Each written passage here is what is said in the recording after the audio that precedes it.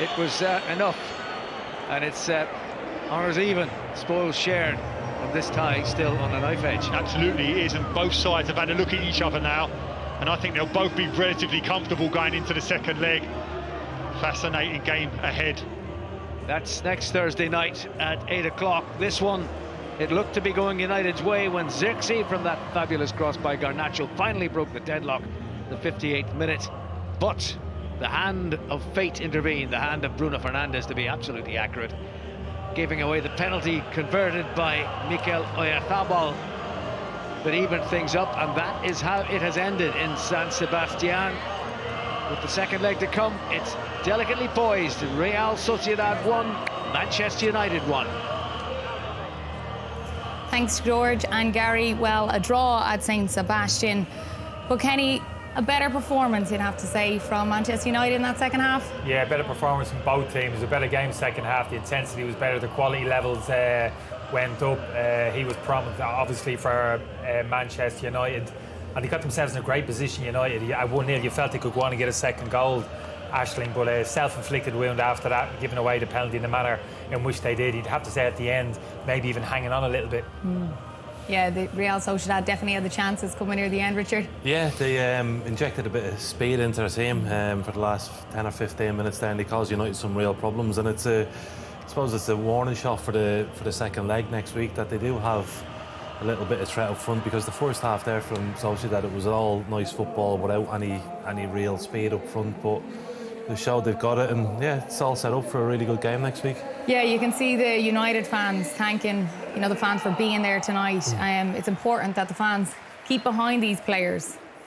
Yeah, but they'll have to do their bit as well on the pitch to keep the fans on board and keep them up and positive about the future. They'll have to start putting in a few performances collectively. Bit of a mixed bag from that man again tonight. Their captain, inspirational in moments, but pressing the self-destruct button again and costing his team at a vital moment of the game.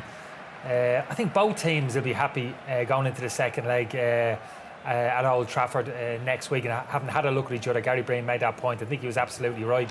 I think Real Sociedad will think, particularly the impact the substitutes had. Oscarsson in particular, I thought was a real threat, real kind of physical presence, real kind of speed in behind that she showed late on. Becker, very kind of direct in his approach, but very effective late on. So some big decisions for the Sociedad manager to make. But yeah, you still sense very much in the balance going into the second leg.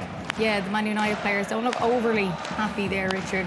Was this a game that they probably felt they could have won? Quite possibly. I just don't know if they have the quality to go and win these games away from home. Like Kenny says, they improved in the second half, but then I think the manager spoke before the game in terms of they might struggle in the second half because of the size of their squad and the players they had available to them. And you could see that you bring an Eriksen on, who again doesn't have the legs, doesn't have any sort of injection of pace into the game. And yeah, they were hanging on at the end, which, if they had taken their chances or been more, I suppose, taken more care with their build-up play, they would have been out of sight earlier on. But because of the lack of, I suppose, quality up front in Xerxes and Highland, they do end up in where they don't put games to bed. Well, even the atmosphere at St Sebastian, you could really feel that Spurs Real Sociedad on. Yeah, it did. Very flat first half. Didn't have much to shout about. Certainly that equalising goal kind of lifted the crowd and kind of get on the front foot, got a bit of forward momentum. Manager made the substitutions, built on it, and as a result they kind of finished quite strongly. Again, we're talking about Manchester United after 90 minutes, and have we learned anything new about the squad, maybe collective and individually? I don't think so. There's still going to be talking points in terms of Highland up front. Garnacho, the impact that he made, good and bad moments.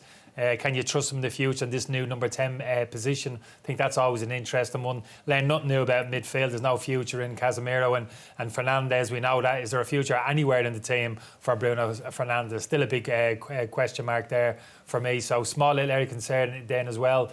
The run from Oscarsson at the end there, just raw speed. Just De Ligt really struggling in terms of that recovery speed. That'll be a small question mark. I like De Ligt. I like how he's played the last kind of maybe 4 to 6 weeks. Kind of real kind of heart in his sleeve. Real kind of competitor. You feel as if he's a kind of character you want to get into the team. Kind of front foot defender. Kind of wants to lead by example. But just then when he has to turn maybe and recover towards his own goal, just maybe a lack of athleticism at times, you know, so that'd be a small worry. You have to protect that in terms of the players you put around them.